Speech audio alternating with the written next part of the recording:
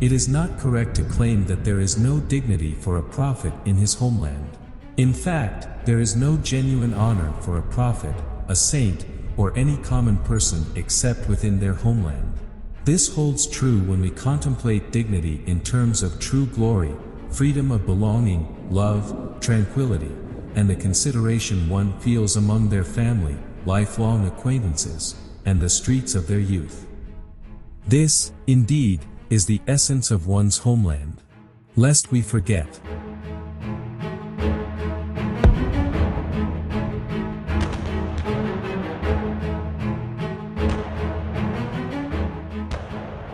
At the conclusion of the First World War in 1918, the world was poised for significant geopolitical transformations. One of the most consequential outcomes of this war was the collapse of the Ottoman Empire, the last Islamic caliphate, and its fragmentation into small states, with sovereignty shared among the victorious nations according to the Sykes-Picot Agreement.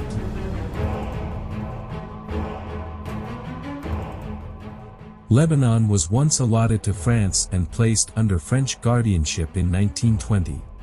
After 23 years, specifically in 1943, Lebanon achieved independence through a popular uprising that unified all religious sects and political orientations.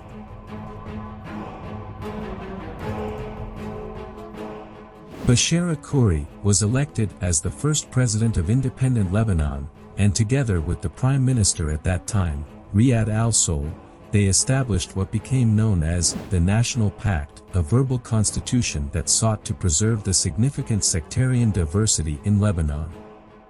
The pact recognized the various Muslim sects, Sunnis, Shiites, Druze, and Alawites, as well as the Christian sects, Maronites, Greek Orthodox, Armenians, Copts, Catholics, Chaldeans, Latins, Assyrians, and others, including Jews. There were 18 recognized religious sects in the country, representing 3 religions. According to the National Pact, the President of the Republic should be a Maronite Christian, the Prime Minister a Sunni Muslim, and the Speaker of Parliament a Shiite Muslim. This demographic, religious, ideological, and sectarian diversity forms a complex fabric that is challenging to homogenize, especially when considering the differences in political orientations. Consequently, the land of Lebanon transforms into a vast sphere of interwoven wires, or a labyrinth of hostilities, alliances, and diversity.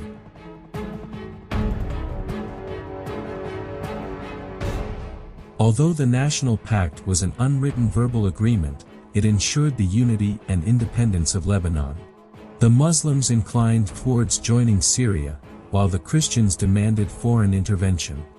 The National Pact emerged to unite them and satisfy all parties.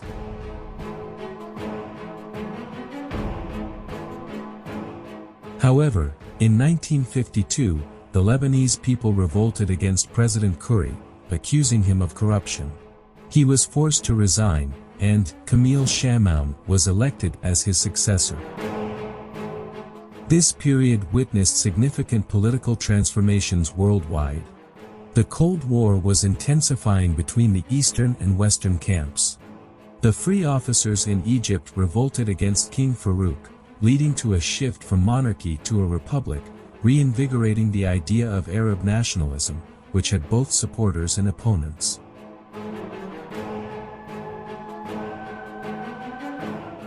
Moreover, it was a time of alliances. The United States and capitalist countries sought to attract as many nations as possible under their banner, while the Soviet Union and communist countries aimed to export the communist ideology and incorporate countries under the umbrella of socialism. As a result of these trends, and with American sponsorship, the Baghdad Pact was established in 1955, including Iran, Turkey, Pakistan, and Iraq. Egypt opposed this alliance, rejecting any alliance outside the framework of the Arab League. On the other hand, the Arab Defense Pact was formed between Egypt, Syria, and Saudi Arabia. Lebanon remained neutral and did not officially join either alliance. However, President Shamoun clearly favored the Baghdad Pact and leaned towards the American camp to the extent that, after 3 years, in 1958, he accepted the Eisenhower Doctrine. This doctrine stated that any country could request economic or military assistance from the United States if it faced a threat from another state. The Lebanese regarded this as opening the door to foreign intervention, leading to their uprising against the president. Furthermore, the situation worsened as President Shamoun sought to renew his presidential term, alongside the opposition's loss in parliamentary elections. The situation escalated further following the assassination of Nassib al-Amtini, a Lebanese opposition journalist. The confrontation between President Shamoun and the opposition forces took a dangerous turn, and signs of a looming crisis began to emerge in the horizon.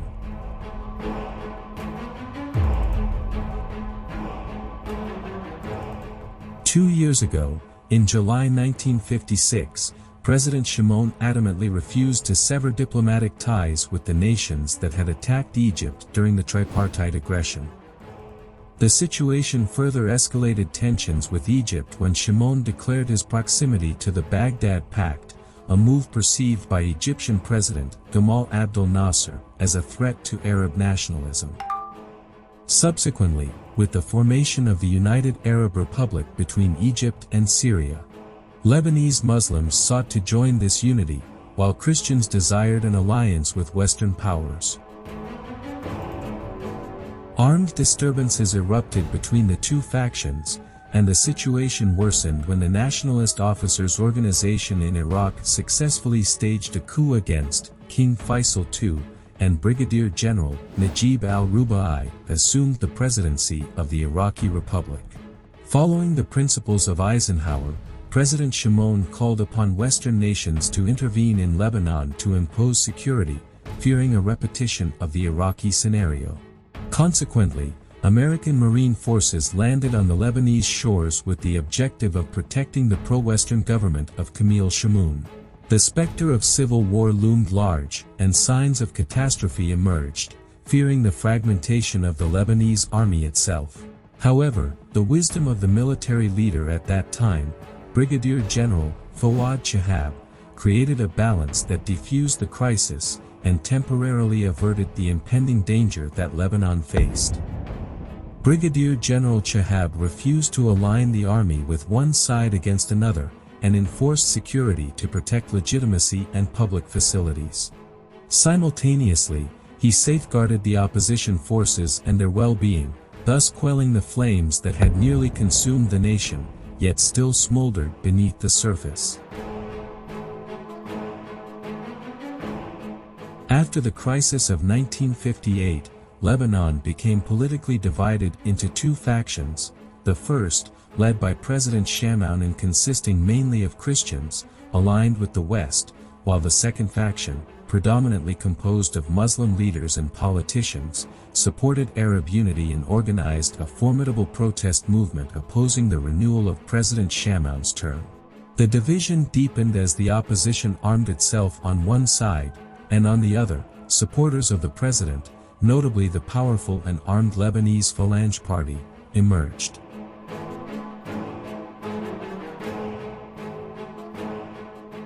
It appears that this crisis was the tipping point, necessitating a new leader for the country. Indeed, the Lebanese elected General Fouad Shihab as the president, succeeding President Shamoun. However, the Lebanese Phalange Party, known as Katab Party, loyal to President Shamoun, instigated episodes of violence in the country. These disturbances quickly subsided with the appointment of Rashid Karami as Prime Minister, and the election of a National Assembly that breathed life into opposition figures in the political landscape. Yet, after only 2 years, President Shihab unexpectedly tendered his resignation, seeking to be relieved of his presidential duties, stating that he had fulfilled his duty to his country during a critical juncture, and it was time to return the presidency to the politicians. However, he later withdrew his resignation under popular pressure, initiating a comprehensive resurgence in Lebanon, and his popularity soared to the point where some analysts described it as Lebanon's finest era.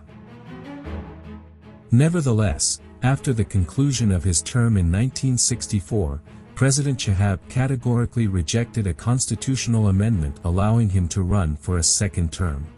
He endorsed Charles Helou to succeed him in the presidential seat.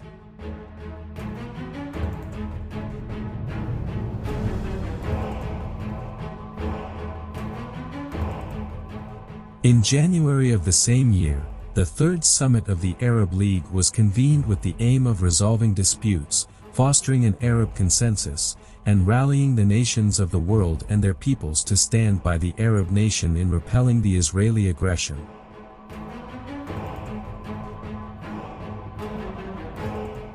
One of the pivotal decisions made at this summit was the establishment of the Palestinian Liberation Organization, PLO, which encompassed the Fatah movement, the Popular Front for the Liberation of Palestine, along with several other Palestinian factions and parties. The organization was formed as a legitimate representative of the Palestinian people on the international stage, with its primary objective being the liberation of Palestine through armed struggle. However, after 3 years, and following several escalatory steps, the then Israeli Prime Minister, Levi Eshkol, declared that if the suicide operations persisted, Tel Aviv would respond vigorously against the sources of terrorism.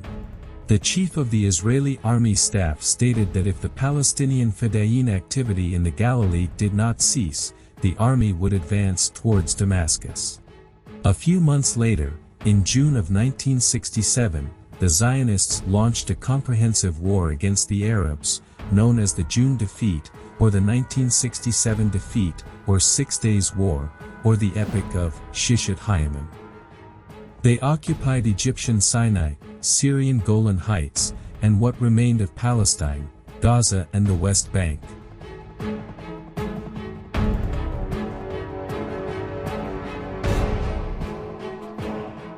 It was at this juncture that the PLO emerged from under the umbrella of the Arab League. Palestinian Fedayeen took up arms to liberate their homeland, and the organization established its headquarters in Jordan. The Palestinians also used Lebanon as a base for their operations against the Zionists, resulting in tightened security measures in Lebanon. The Palestinian refugee camps on Lebanese soil fell under the control of intelligence agencies, and their residents endured restrictions to ensure internal security, a situation viewed by some as the initial crack in the pillar of the tent.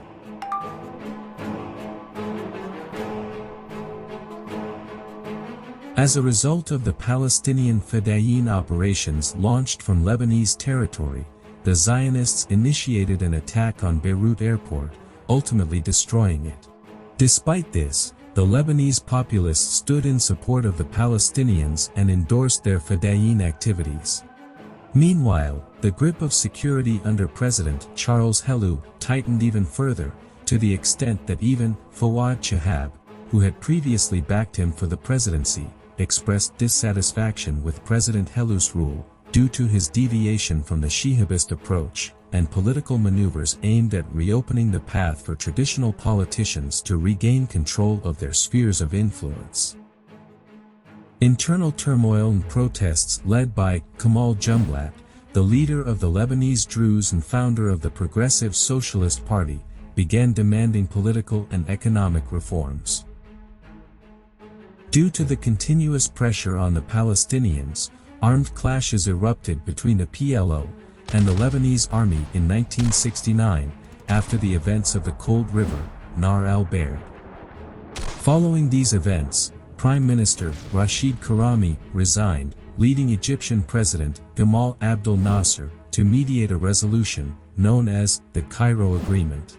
This agreement was signed between the Lebanese delegation led by General Emil Bustani and the leader of the PLO, Yasser Arafat, under the supervision of the Egyptian Minister of Defense, Mohammed Fawzi, and Foreign Minister Mahmoud Riyad. The Cairo Agreement legitimized the presence of armed Palestinians on Lebanese territory, granting them the authority to manage affairs in the refugee camps, provided they respected Lebanese sovereignty and coordinated with the Lebanese army. Although the agreement enjoyed the support of most political leaders, in practice, it did not significantly improve relations between the Lebanese leadership and the PLO.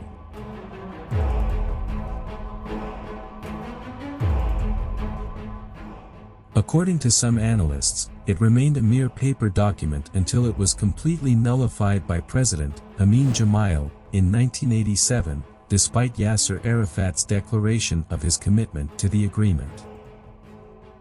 The Cairo Agreement did not play an effective role in bridging the divide caused by differing viewpoints between the two parties, with one advocating the idea of the state and the other the idea of revolution.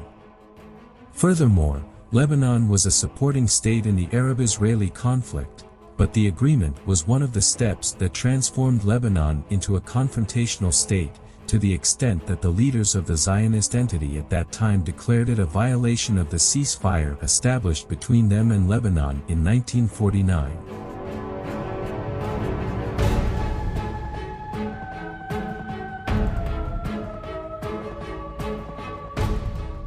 Subsequent to its departure from the fold of the Arab League, the PLO established its headquarters in Jordan, serving as a launching pad for its Fedayeen operations against the Zionists.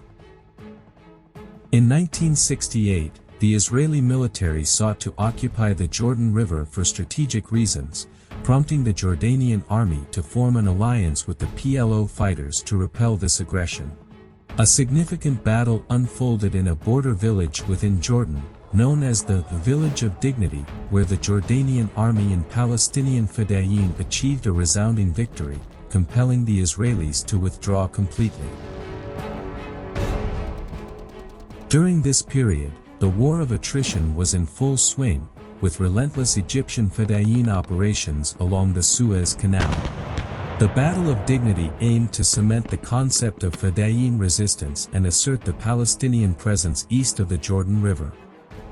This led to increased support for Palestinian fighters, and the strength of the PLO grew to the point that, by 1970, the Jordanian leadership saw it as a de facto state within a state. In a bold operation, PLO operatives hijacked 4 planes, 3 bound for New York, and 1 for London. They forced these planes to land at Dawson's airstrip, near Zarqa, Jordan, releasing the hostages, except for the Jews and 6 prominent Americans. Subsequently, they evacuated the planes of passengers and detonated them in full view of the media.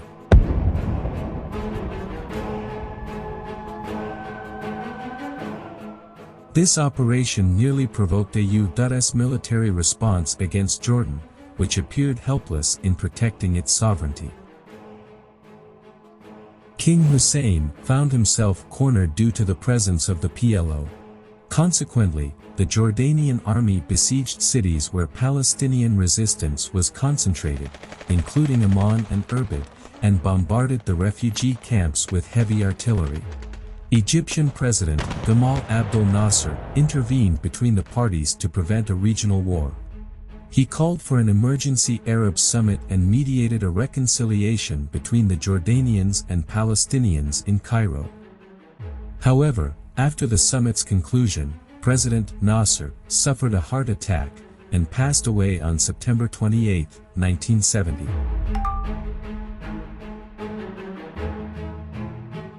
In the same year of 1970, a coalition led by Syria's Minister of Defense at the time, Hafez al-Assad, alongside Chief of Staff Mustafa Tlass, orchestrated the overthrow of President Nureddin al-Atassi, along with the Deputy Secretary of the Ba'ath Party, and influential statesman, Salah Jadid. The one known as the Ba'athist coup in Syria, or what was termed the corrective movement. Meanwhile, Lebanon was on the cusp of a new presidency following the departure of President Charles Helou.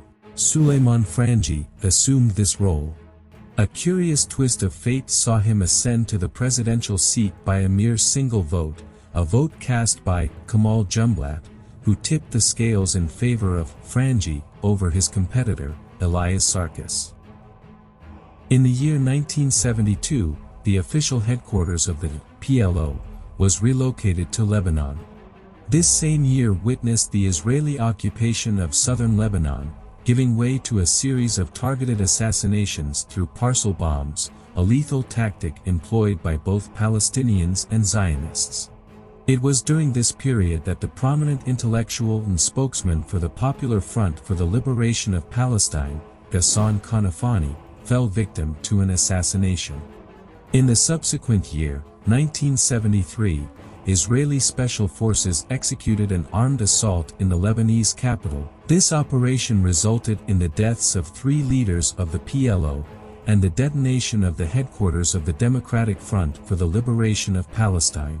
This event, known as Operation Fardan, or Operation Spring of Youth, which left the Lebanese government in a precarious situation, leading to the resignation of Prime Minister Saeb Salam. Lebanese citizens felt that their country had been penetrated and violated. The army attempted to regain control of the situation, leading to armed clashes with Palestinian Fedayeen, even involving aerial engagement. However, President Frangi swiftly reconsidered his stance opposing the Palestinian presence on Lebanese soil, particularly after Arab leaders protested his decisions to strike the Palestinian resistance. Subsequently, both sides convened for negotiations, resulting in an agreement or understanding famously referred to as Milkart Agreement. Of paramount importance in Milkart Agreement was the affirmation that Israeli aggressions in southern Lebanon were not a consequence of Palestinian presence, but rather a product of Zionist ambitions. Consequently, it underscored the right of the Palestinian people to engage in their struggle, and emphasized the necessity of defending Lebanon and its territorial integrity. However, exacerbated the internal division in Lebanon. Muslims extended their support to the Palestinian presence, while Christians, concerned about the sovereignty of their country, held the Palestinians responsible for the issues plaguing the nation. In that same year, the October War erupted, also known as Yom Kippur War. Egypt and Syria launched an armed assault against Israeli forces in an effort to reclaim territories occupied by Israel in 1967. The war concluded with the signing of a disengagement agreement in 1974. Under this agreement, Israel conceded the return of the city of Quneitra to Syria, and the eastern bank of the Suez Canal to Egypt, in exchange for the withdrawal of Egyptian and Syrian forces from the ceasefire line. Additionally, a United Nations special force was established to monitor the implementation of the agreement.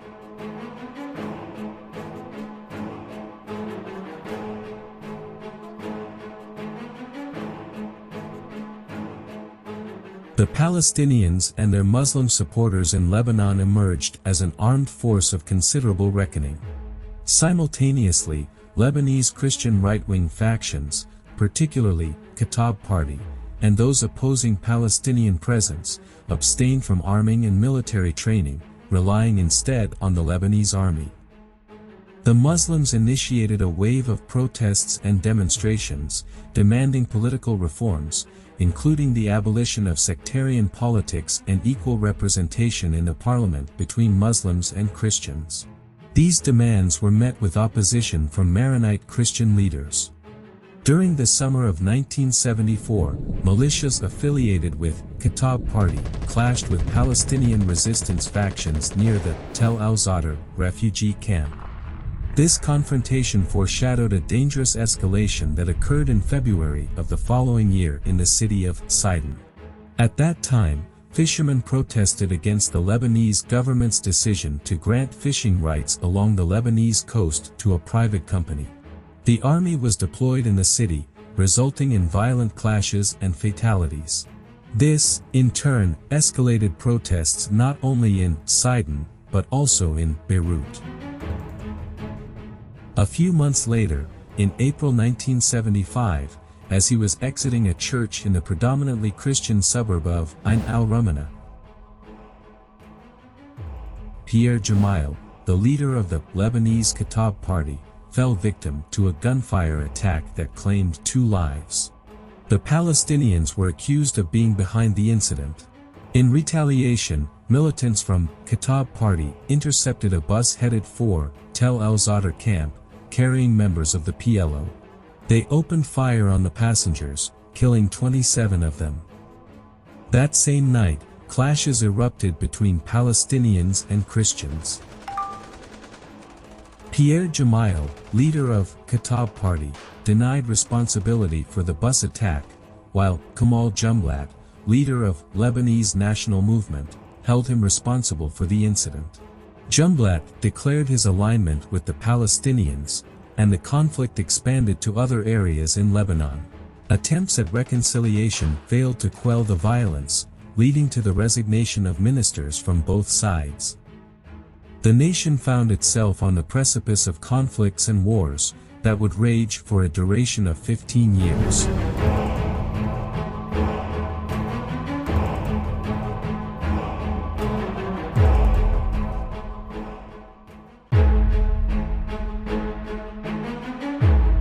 An assassination attempt on the leader of Kataib Party, Pierre Gemayel, unfolded in the suburb of Ain el-Rumana. Simultaneously, the tragedy at Tel al-Zadar claimed the lives of members of PLO. These 2 events served as the incendiary sparks that ignited the clashes between the forces of PLO and the Muslim community on one front, and the Lebanese Kataib Party and the Christian right wing on the other. The summer of 1975 descended upon Lebanon like a scorching crucible, where the pungent scent of spilled blood permeated the very soil, or coursed through the veins of the nation.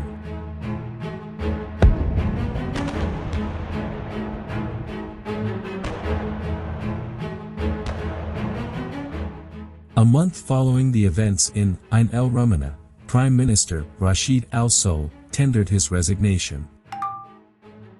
Subsequently, a military government was appointed under the leadership of Brigadier General Nur al-Din al-Rifai. However, the Rifai government also resigned shortly thereafter in response to protests from the Lebanese left wing. A new government, helmed by Rashid Karami, was formed. Concurrently, PLO declared its neutrality and respect for Lebanese sovereignty. Rashid Karami declared the restoration of order and the re-establishment of security within the nation. Nevertheless, this tranquility proved short-lived, as the storm clouds gathered swiftly. Conflict erupted anew, and acts of violence extended even to innocent civilians. Hundreds lost their lives in identity-based killings, and despite all efforts to contain the crisis, the violence escalated, and the country simmered with the fires of anger. Though it was imperative for the military to intervene to preserve security and contain the situation, the Prime Minister hesitated, fearing the division of the armed forces, a calamity that everyone dreaded. Various Arab and Western parties attempted to mediate and bridge the rift, yet all endeavors met with failure. The cycle of violence persisted, claiming lives in a relentless frenzy. On the 6th of December, 1975, in the vicinity of Fanner, 4 lifeless bodies of Christian combatants belonging to Kataib Party were discovered. In a vengeful fervor, Christian militias affiliated with Kataib Party swiftly spread through the Beirut port area. They established checkpoints, and within hours, ruthlessly took the lives of hundreds of Palestinians and Lebanese Muslims. This incident became known as the Black Saturday Incident. The Lebanese National Movement accused Bashir Gemayel, the son of Pierre Gemayel, of issuing the order to commence this massacre, although Kataib members later denied it. The intense clashes led to the division of Beirut into an eastern region predominantly Christian, and a western region predominantly Muslim. The conflict veered onto a path of retribution and vengeance, with hundreds of innocent lives being lost daily, Muslims and Christians alike. Following the Fanner incident, the Lebanese left wing and Muslims were incensed, and calls emerged to respond to the Black Saturday massacre with a similar act. However, the response manifested on the ground as a strategic battle, in which Muslims and the leftist forces sought to gain control of the hotels adjacent to the Beirut port. They succeeded in capturing the area and driving out the Christian militias. Analysts regarded the Battle of the Hotels as one of the earliest combat fronts in the Lebanese Civil War.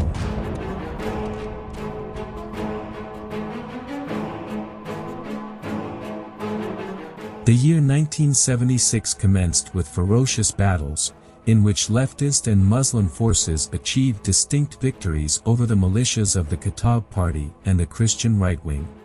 In response, the latter launched an offensive against the predominantly Muslim Karantina area, committing brutal acts of violence. Fighters from the Lebanese National Movement and the PLO, supported by Syria, retaliated with an assault on the predominantly Christian town of Damour, resulting in the deaths of hundreds. The Lebanese government found itself utterly impotent, and all its attempts to cease the bloodshed failed. Prime Minister Rashid Karami initially tendered his resignation, only to retract it in the hopes of halting the torrent of bloodshed and massacres plaguing the nation. Arab security forces were established under the guidance of the Arab League to maintain order.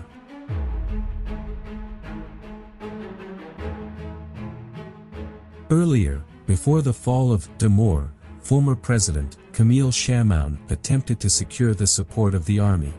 Initially, the army leadership refused to engage in a conflict between opposing parties. However, a catastrophic event unfolded when a faction of the Lebanese army, led by Lieutenant Ahmad al-Khatib, defected. He established the Lebanese Arab Army. Some of its members managed to seize a number of army tanks, and later, in collaboration with Palestinian forces, gained control of military positions along the road between Marjiyun and Rashea. Subsequently, large-scale looting and plundering operations commenced in Beirut by both sides. In February 1976, President Souleymane Frangi announced the constitutional document as a political solution to the crisis. It included a series of political reforms, most notably 1. Affirming the prevailing tradition of sectarian power sharing in the three branches of government, the presidency held by Maronite Christians, the prime ministership by Sunni Muslims, and the parliamentary speaker by Shiite Muslims. 2. Equal distribution of seats in the parliament between Muslims and Christians. 3. The election of the prime minister by parliament members rather than appointment. However, the Lebanese left rejected the constitutional document as insufficient for reforming the political system. Calls for President Frangi's resignation grew louder, while fierce battles continued, with the joint forces making significant advancements against Christian militias. Nevertheless, President Hafez al-Assad pressed for a halt to the joint forces' attacks, rejecting military decisiveness in favor of a diplomatic and political solution to ensure Lebanon's unity. Despite all of Kamal Jumblatt's efforts to persuade him to support the joint forces and their objectives, they ultimately failed.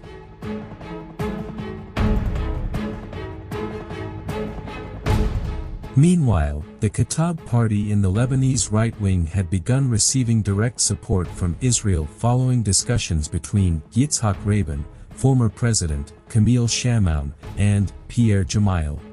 Thus, the land of Lebanon transformed into a battlefield, shared by external factions, driven by international and regional factors. It was no longer a conventional civil war, and when the American envoy, Dean Brown, visited Lebanon to address the crisis, Kamal Jumblatt's perspective favored one side over the Christian faction. Some analysts perceive this as Washington's involvement, pushing for the continuation rather than the cessation of the war. Israel also declared that if Syrian intervention in Lebanon persisted, its forces would occupy southern Lebanon up to the Litani River.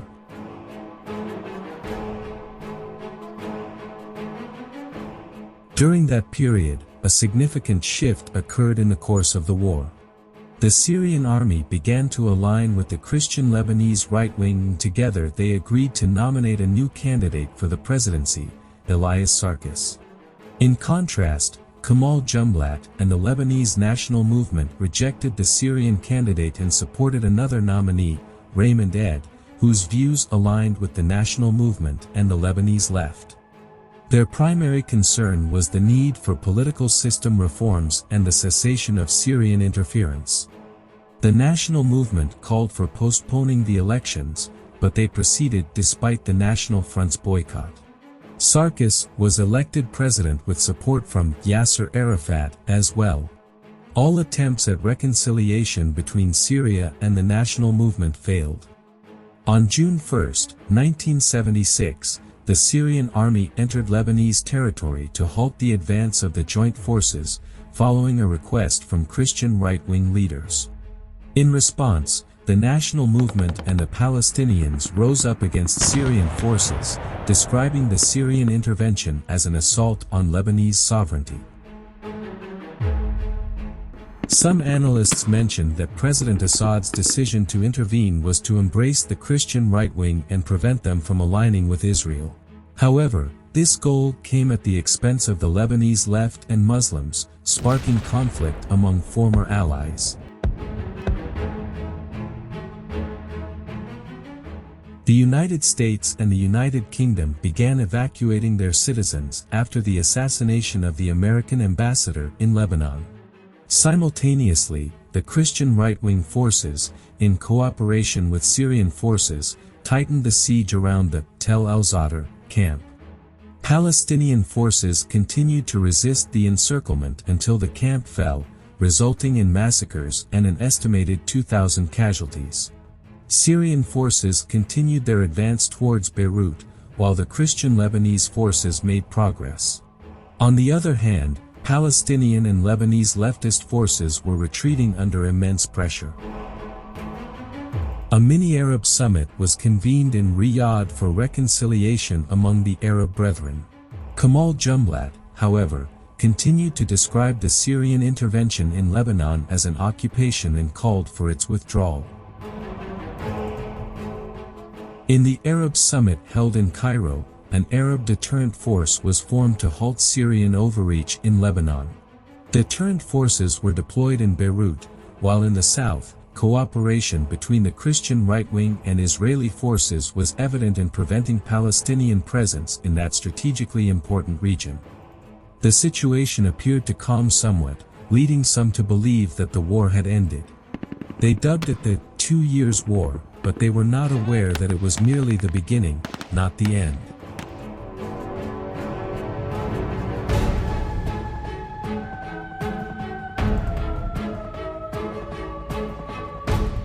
The Cairo Agreement played a significant role in the relative calm that prevailed.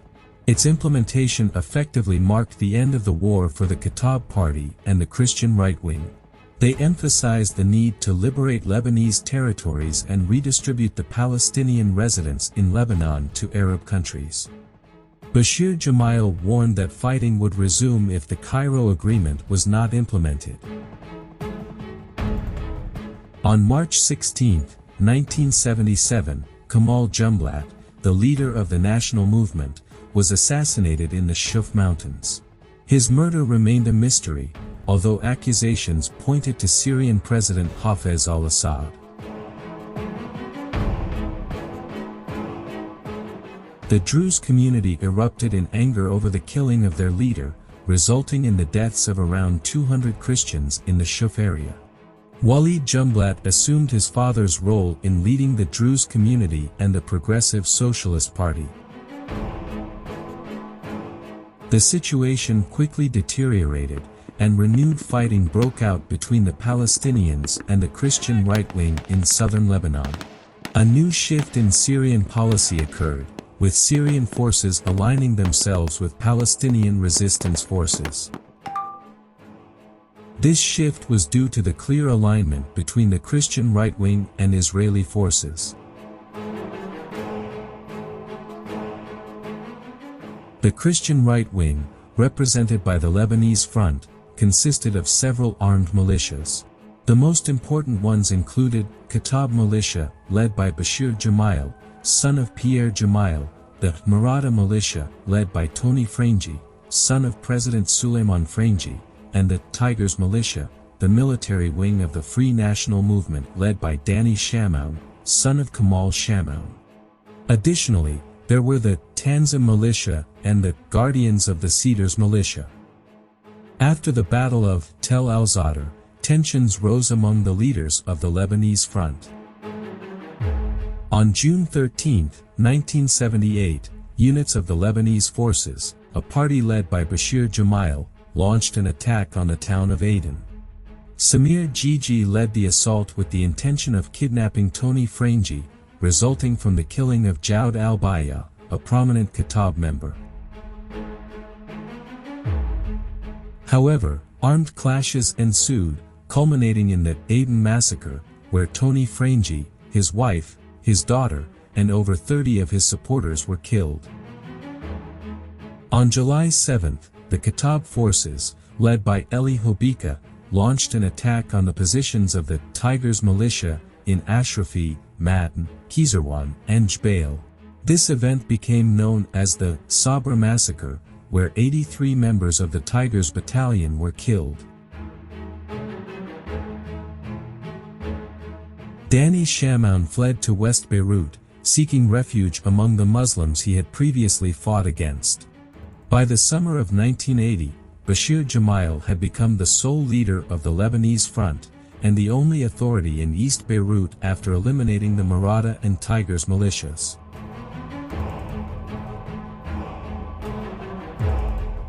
In March 1978, Dalal Mughrabi, a Palestinian militant, and a small group of Palestinian fighters carried out a significant operation deep within Israeli territory, killing 37 Israelis. 3 days after this operation, on March 14, Israeli forces launched an attack on southern Lebanon known as Operation Litani. The Israeli army advanced into Lebanese territory, claiming that its goal was to eliminate Palestinian organizations based in that area. The United Nations Security Council issued a resolution calling for Israel's withdrawal from Lebanon, and international forces were sent to implement the resolution. Israeli forces withdrew from the area after 3 months, but they handed over parts of the territory they had occupied to a Lebanese army officer named Major Saad Haddad. Major Haddad later aligned himself with Israel and received support from the Mossad in establishing the South Lebanon Army Militia to oppose Palestinian presence. In January of the following year, 1979, Ali Hassan Salameh, a Palestinian militant and a key figure in the PLO and Black September organization, was assassinated by Israeli forces. Lebanon had become divided into zones controlled by Israeli forces, Syrian forces, the PLO, and various Christian militias.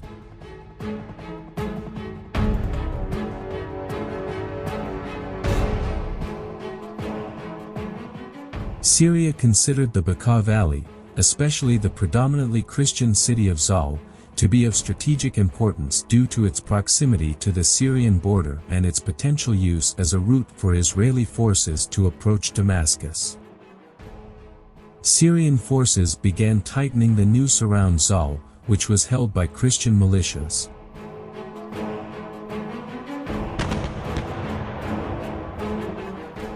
Bashir Gemayel sought the assistance of his Israeli allies to repel the Syrian attack. Israeli aircraft intervened, and Syria responded by deploying SAM, surface-to-air missile, batteries to the area, raising the possibility of an all-out war.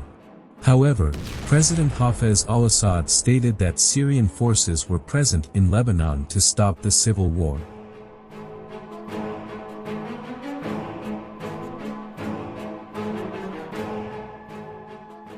Meanwhile, artillery battles erupted in Beirut, resulting in casualties among innocent civilians. The United States intervened to find a settlement regarding Zahle, and the fighting in the city ended with the withdrawal of the Lebanese forces militia, which considered the Battle of Zahle a proud victory.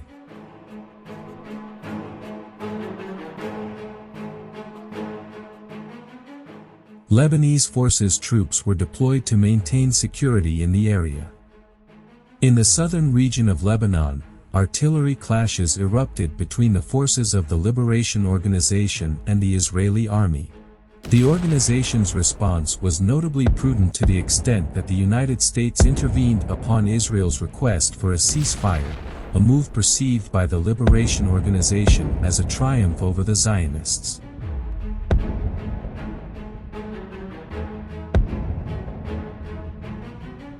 The leaders of the Zionist entity comprehended the genuine potency of the Liberation Organization, both militarily and politically, subsequent to this operation. In 1982, everyone anticipated that Israel would deliver a blow to Palestinian organizations. However, the Israeli response exceeded expectations.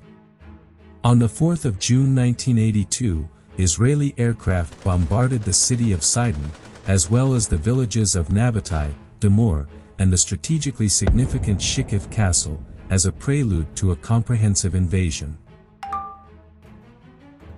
This was ostensibly in response to the assassination of the Israeli ambassador in the United Kingdom by the Abu Nidal organization, originally antagonistic to the PLO.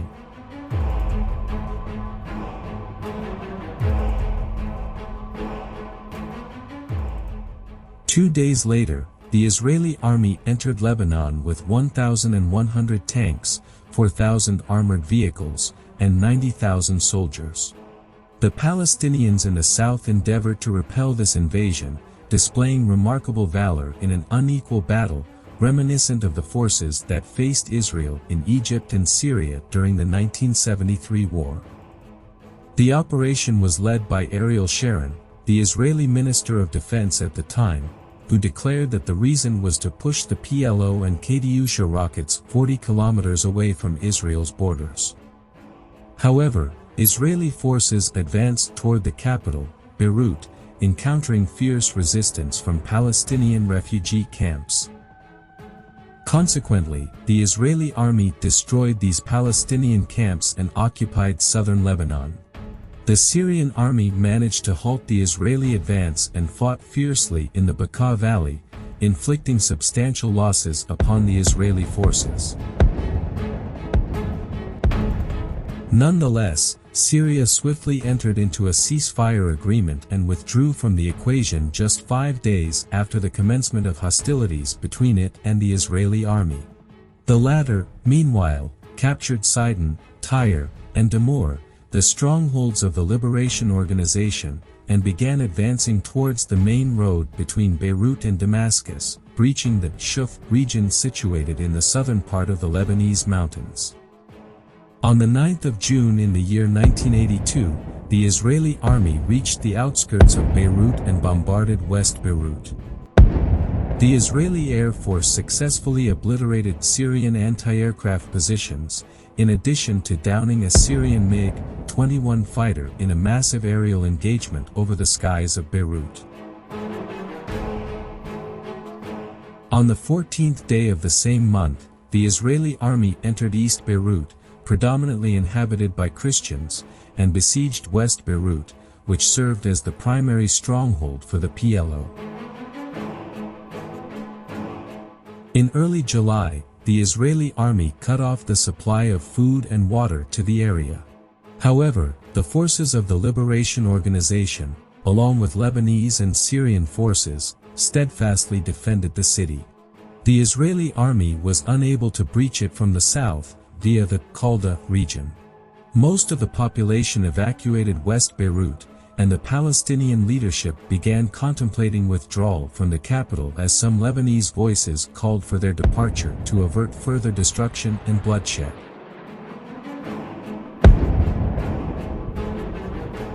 For a duration of 3 months, Palestinian, Lebanese, and Syrian forces resisted, inflicting significant losses upon the Israeli army, while the Zionists continued to bombard the city with internationally prohibited weaponry, including cluster and phosphorus bombs.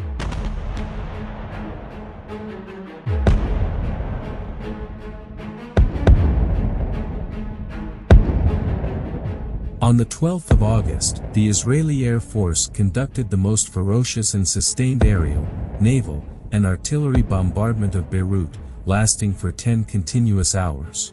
Over 30,000 Lebanese civilians were killed, more than 40,000 were wounded, and over 500,000 people were displaced from the city, according to estimates. 6 days later, on the 18th of August, through the mediation of the American envoy, Philip Habib, the two parties reached a ceasefire agreement. The siege on West Beirut began to ease, and U.S. President Ronald Reagan personally guaranteed the safety of Palestinian fighters' families if they departed to Tunisia. Over 14,000 Palestinian fighters, as well as the Syrian 85th Brigade, withdrew from Beirut under international protection, celebrating the fact that Israel had failed to defeat them and enter West Beirut by military force. Yasser Arafat left Beirut, heading for the Greek capital, Athens.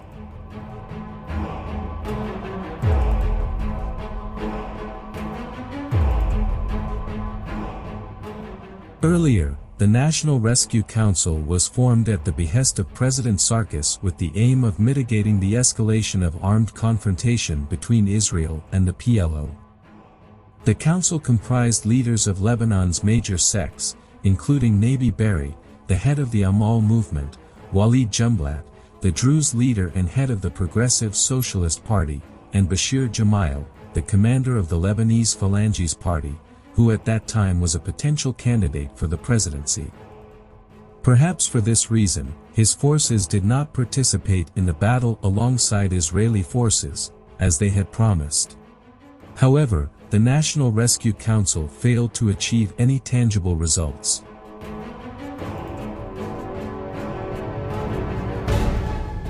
On the 23rd of August, 1982, after the end of Elias Sarkis's term, Bashir Gemayel was elected president after receiving 57 out of 62 votes from the attending deputies in the parliamentary session.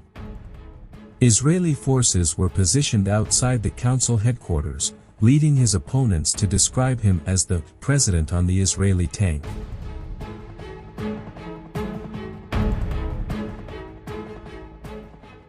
On the 1st of September, Bashir Gemayel met with Israeli Prime Minister Menachem Begin in the Nahariya settlement, in a tense atmosphere, as Begin believed that Bashir was attempting to evade signing a peace treaty with Israel.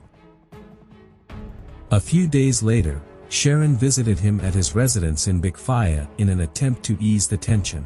He emphasized the importance of the friendship between Israelis and Lebanese Christians. On the 14th of September of the same year, just before officially assuming the presidency, Bashir Gemayel was addressing his Kataib party colleagues in their stronghold in Ashrafi when a bomb exploded, resulting in the deaths of Bashir and 26 Kataib members. Accusations pointed to the Syrian regime, and the operation was carried out by a Maronite Christian and member of the Syrian Social Nationalist Party named Habib Shartuni. He claimed to have executed the judgment of the Lebanese people because Bashir had allegedly sold Lebanon to Israel. A week later, Amin Gemayel, Bashir's elder brother, was elected president in his place. Not long after, Israel finally managed to enter West Beirut after fierce resistance from Lebanese Nationalist Party fighters. The resistance persisted until the Ghazan forces withdrew, and West Beirut was swiftly liberated from the Zionists. However, it did not escape the fire, which had been prepared as retribution for Bashir's assassination.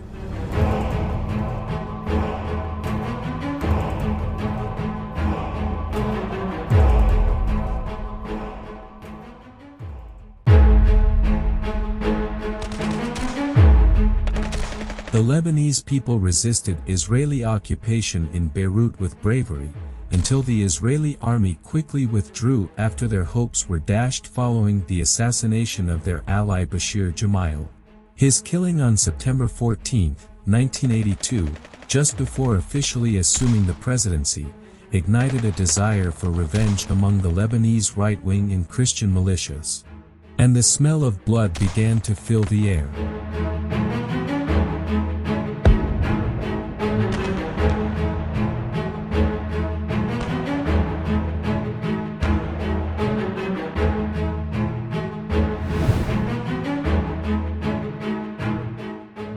the 16th of September in the year 1982, the Israeli army, in conjunction with the South Lebanese army, laid siege to the Sabra and Shatila refugee camps under the pretext of the presence of 1,500 Palestinian militants within the camps.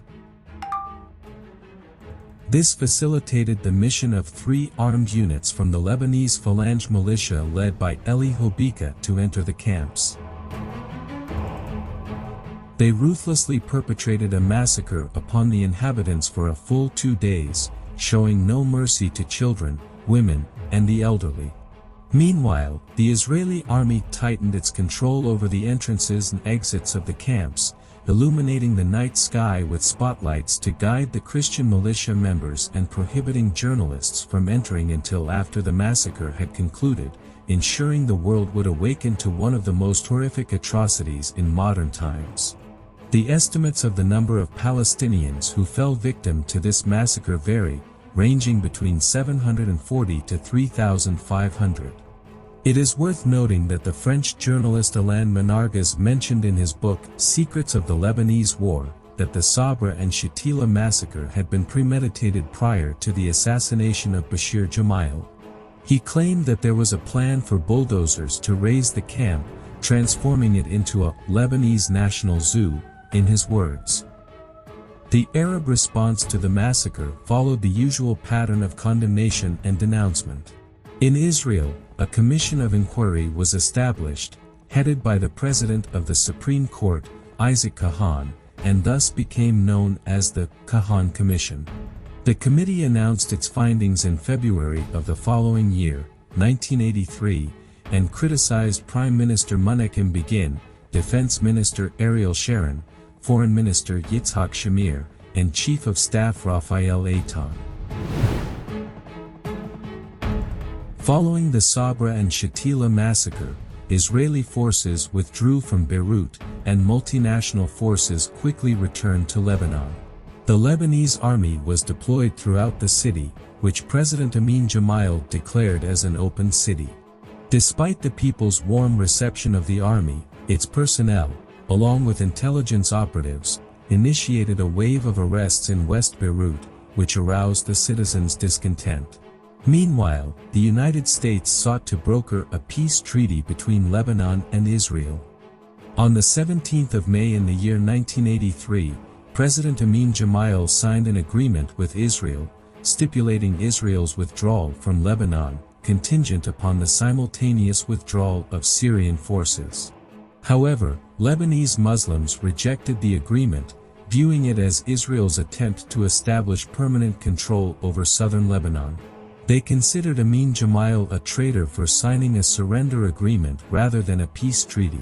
Additionally, Syrian forces refused to withdraw from Lebanese territory. Maurice Draper, the U.S. envoy to the Middle East at that time, mentioned that if the agreement had been reached before its scheduled deadline, Syria might have accepted it. At that point, the Syrian army was exhausted and weak. However, by the time of the agreement, Leonid Brezhnev had passed away, and a new Soviet leader, Yuri Andropov, had emerged. He provided strong support to the Syrians, supplying them with various types of anti-aircraft weaponry. The Syrian army began to regain its confidence and strength. President Hafez al-Assad also sought assistance from the Iranians to confront Israel, leading to the emergence of Hezbollah, which originated from the ranks of the Amal movement as a Shiite force resisting Israeli occupation in the south. Hezbollah embraced the ideology of the Islamic Revolution in Iran and received support from the Iranian Revolutionary Guard. In August of 1983, Israeli forces withdrew from the Chuf Mountains region, leaving the Druze and the Progressive Socialist Party militia, supported by certain Palestinian factions, in direct confrontation with the Christian Lebanese forces militia. Armed clashes quickly erupted between the two sides, and the Lebanese army aligned itself with the Christian forces. The intensity of the battles escalated, resulting in hundreds of casualties on both sides and the commission of massacres that also claimed the lives of innocent civilians. Meanwhile, the Palestinian resistance intensified its attacks against the Zionists who still occupied southern Lebanon. On November 11, resistance fighters managed to detonate the Israeli command headquarters in the city of Tyre in southern Lebanon, causing the deaths of numerous Israeli soldiers.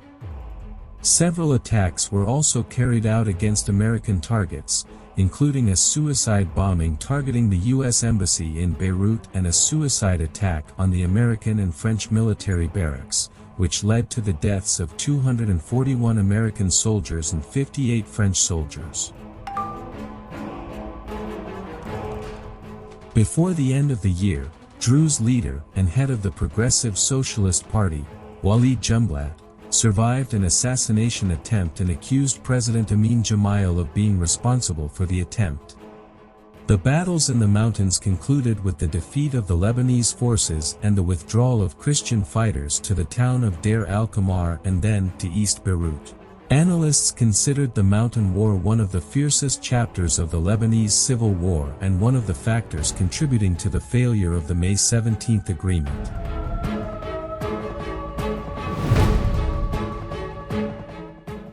As a result of President Amin Gemayel's adherence to the May 17th Agreement, the internal situation in Lebanon deteriorated. Gemayel decided to crush anyone opposing the agreement. Units of the army surrounded the Bir al-Abd mosque in the southern suburbs after worshippers attempted to stage a protest against the agreement. This led to clashes between the army and the protesters. In the Wadi Abu Jamil area, another clash erupted between the army and demonstrators, resulting in several fatalities. Thus, the opposition to Gemayel's rule expanded, and elements of the Amal movement managed to take control of several army positions. A state of turmoil gripped the streets, and tensions escalated between the populace and the army. Within days, the southern suburbs came under the control of the Amal movement, prompting artillery shells to be fired at the suburbs. Gemayel imposed a nighttime curfew, intensified military raids, and pursued individuals suspected of having affiliations with political parties. The western region was subjected to stringent military measures, while all calls to ease the rapidly escalating situation went unanswered. In response, young members of political parties took to the streets, and the opposition successfully gained control of the Lebanese army, the Ministry of Information building, marking a significant turning point. Units of the 6th Brigade of the Lebanese army responded to the call, withdrew their troops to their barracks, and refused orders issued by the military command. As a result, the fighters of the movement consolidated their control on the ground. The uprising garnered popular support against Israeli occupation and the Lebanese authorities, represented by President Amin Gemayel. Multinational forces withdrew, allowing President Hafez al-Assad to tighten his grip on Lebanon, prevailing over Israel, the United States, and the Palestine Liberation Organization. His allies, through the Amal movement, gained control of West Beirut alongside the Progressive Socialist Party and the Hezbollah movement. Meanwhile, East Beirut remained under the sovereignty of the Christian Lebanese forces alongside some units of the Lebanese army. Efforts were made by some parties to bring about peace between the conflicting factions. Under pressure, President Amin Gemayel officially agreed to cancel the May 17th Agreement. In May 1983, a significant internal dispute within the Fatah movement erupted. It evolved from calls for reform within Fatah and the Palestinian Revolution into an armed conflict, and a group of officers within the organization defected from Yasser Arafat and declared their opposition to his policies. Syria supported the defectors, and the conflict led to Yasser Arafat's departure from Tripoli, Lebanon, along with around 4,000 fighters.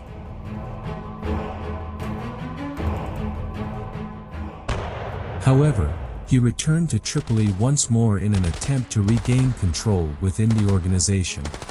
Syria, however, did not welcome his visit, and Arafat left Lebanon for the last time, never to return.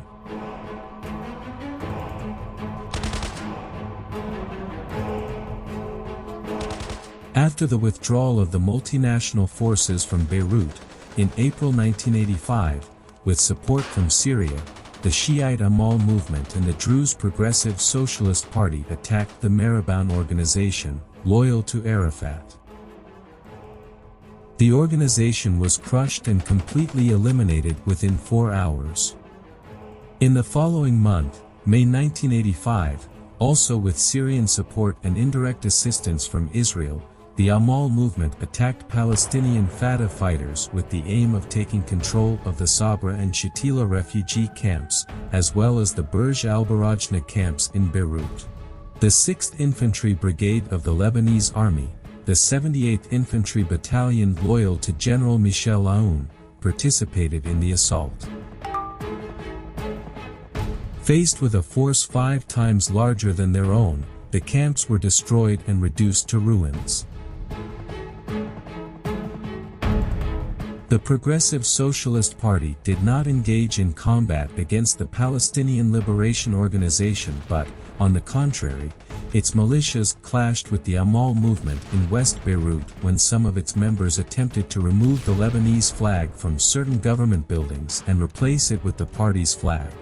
Innocent civilians once again fell victim to these battles. Under international pressure, the Fatah movement signed a ceasefire agreement with the National Front for the Liberation of Palestine on June 17. However, the conflict in the mountains did not cease and continued for 3 years, weakening Muslim forces and dividing them. The conflict resulted in 3,781 casualties according to the official Lebanese government account, although it is likely that the actual number is much higher.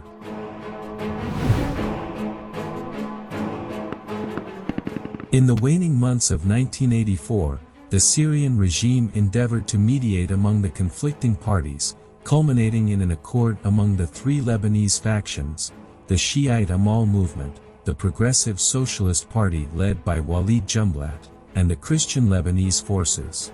The objective was to bring an end to the Lebanese civil war, with the agreement stipulating the abolition of sectarianism from the governance system and bestowing upon the cabinet full executive authority.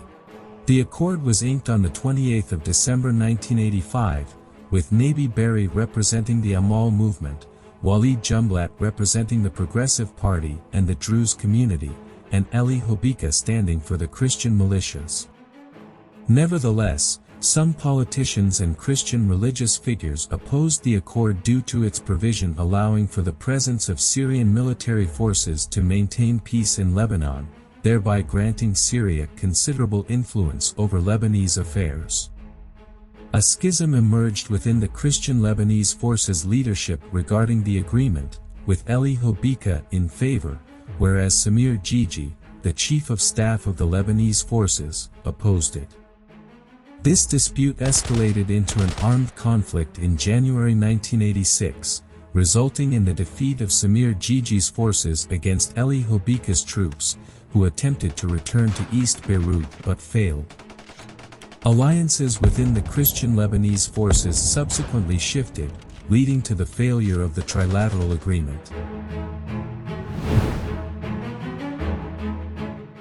The situation among Muslims in West Beirut was no better than that of Christians in East Beirut. The Amal movement, established in 1974 as an armed wing of the Deprived Ones movement founded by Imam Musa al-Sadr, initially aligned with the Palestine Liberation Organization in Lebanon. However, it swiftly shifted its allegiance to the Syrian army. During the Camps War, waged by the Amal movement with Syrian support to prevent the resurgence of the Palestine Liberation Organization, Hezbollah emerged as a star in the firmament. Hezbollah, backed by Iran, came into being as an organization composed of devout Shiite members in 1982, with the mission to confront the Israeli invasion and support Palestinian forces. In late 1986, Hezbollah faced accusations of 2 abductions. Consequently, the Syrian government deployed a special force in West Beirut, where it was believed the hostages were held. In February of the following year, 1987, the Syrian army targeted Hezbollah's headquarters in West Beirut, resulting in the execution of 23 party militants. On June 1, 1987, Prime Minister Rashid Karami was assassinated in a military helicopter explosion while en route to Beirut. Foreign diplomats continued to be kidnapped, and in February of the following year, 1988, Hezbollah militants attacked a checkpoint affiliated with the Amal movement, killing one of the officers loyal to the movement. The following month, clashes erupted between Hezbollah and Amal after an explosion in the Bahr al-Abd suburb targeted Shiite religious leader Sayyid Mohammed Hussein Fadlallah, whom the media had dubbed the spiritual leader of Hezbollah. However, he survived the explosion, which claimed the lives of 80 individuals.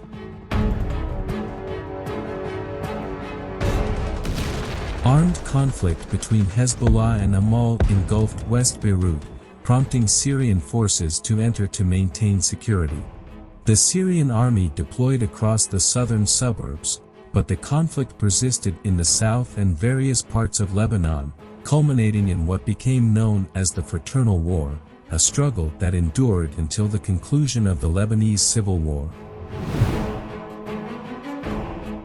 In the summer of 1988, President Amin Gemayel, in the final minutes of his tenure, dismissed the government led by Salim Haas as an interim president following the assassination of its original head, Rashid Karami. He announced the formation of a transitional military government, with General Michel Aoun assuming leadership. The opposing factions couldn't agree on the appointment of the new candidate. After the government was formed, Muslim ministers expressed their apologies for participating in it.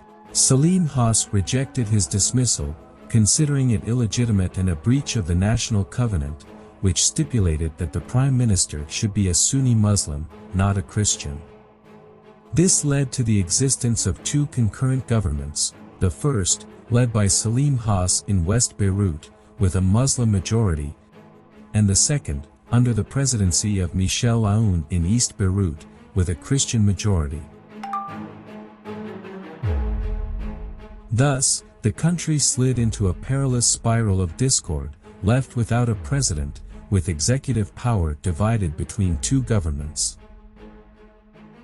When the government of Salim Haas decided to remove Michel Aoun from the leadership of the army, units loyal to Aoun clashed with the Lebanese forces militia. On March 14, 1989, Michel Aoun attempted to regain control of the Lebanese coastline. When he declared that it was necessary to confront the Assad regime, Syrian anger erupted. Syrian forces shelled the presidential palace in Babda and the Ministry of Defense headquarters in Yars. This led to Aoun's declaration of what he called the Liberation War against Syrian occupation. Aoun relied on the advantage of the positions he held and the support of local populations and allied militias. Meanwhile, the Syrians later received support from the United States in exchange for Syria's alignment with the coalition forces against Iraq during the Gulf War. Aoun criticized American support for Syria and drew closer to Iraqi President Saddam Hussein, who supplied the Lebanese armed forces with weapons. All attempts by the Arab League to halt the fighting failed, and Beirut, in both its eastern and western parts, burned under the fires of shelling, with innocent civilians, as usual, paying the price in hundreds of casualties. In late September 1989, Lebanese MPs initiated talks in the Saudi city of Taif with the aim of resolving the Lebanese conflict. The following month, they reached the National Reconciliation Document, which was drafted between the warring parties in Lebanon through Syrian-Saudi mediation. Michel Aoun rejected the agreement due to a clause allowing the Syrian army to deploy across all Lebanese territories without specifying a timeline for its withdrawal. He considered anyone who signed and accepted it a traitor. Aoun issued a decree to dissolve the parliament to prevent it from endorsing the agreement. However, the agreement was signed on October 22, 1989, and was ratified by the Lebanese parliament the following month despite Aoun's opposition. The parliament convened at the Clyde Air Base and elected René Mouawad as the president of the Lebanese Republic. However, he was assassinated 17 days later in a blast that targeted his convoy. Syria accused Aoun of being behind the incident. The MPs convened again and elected Elias Rawi, who announced Aoun's removal from the leadership of the army, appointing Emile Lahoud in his place. Aoun was urged to vacate the presidential palace in Babda immediately but refused.